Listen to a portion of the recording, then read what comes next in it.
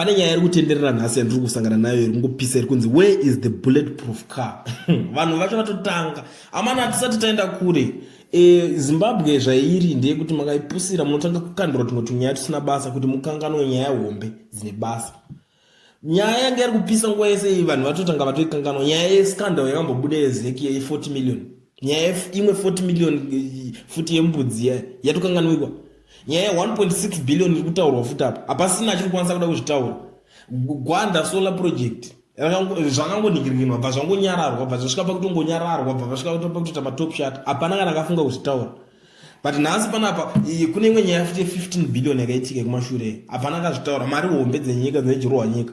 Navo vanhu vakandirwa kanyaya yake kunzi where is the bulletproof car nemari imwe hanzi tumwe tumari twakabva kuna dona ke120,000 US. Hanzi mari iyo iri kupi ndozvinhu zvavakuda kutry kuda kudonetsana naChamisa kuti aiwa ngaataure tikuda accountability. Vari kutadza kunongedzera kuti tikuda accountability pamari yenyika. Saka maopposition movement acho akumbovhurirwe chii? Inini zvangu handisi kuti vanhu ngavasabvunze muchindo wekuti nyaya yemari dzazvakafamba sei kana kuti nyaya yemota dzebulletproof zvakasafamba. Indiri kuti tunyaya twavo twemupati kana tobvunzana zvavo behind the scenes kuti even behind closed doors saka mukuru makazodimba bozongobuda zvavo neanswer kawanda is better than kuti motoita nyaya yekuti inotozara itinga yakazara pamapress everywhere ichinzi ndo nyaya iri kutaurwa kunzi toita sei nenyaya yemariyo. Ngaataure kuti mari zvakafamba sei.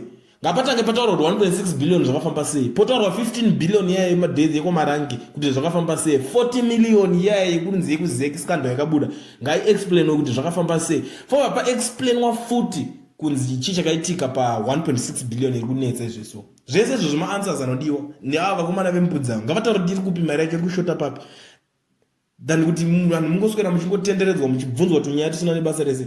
Ndo nyaya dzacho dzanambudzi yadhura dzikungonzi kuti mangokandira tunyaya tusina dhiri. Zimbabwe manjika iko zvinezvi inoda kunyatsovhurika. Kana mukaona tunyaya twakadai ndizvingoblutika muhamati tikuzvita zvinzwa asi tiri kuda nyaya yakati. Ndokuti zvinhu zvinyatsoenda mberi paitwe vanhu vanyatsoita sober vanyatsoita straight up.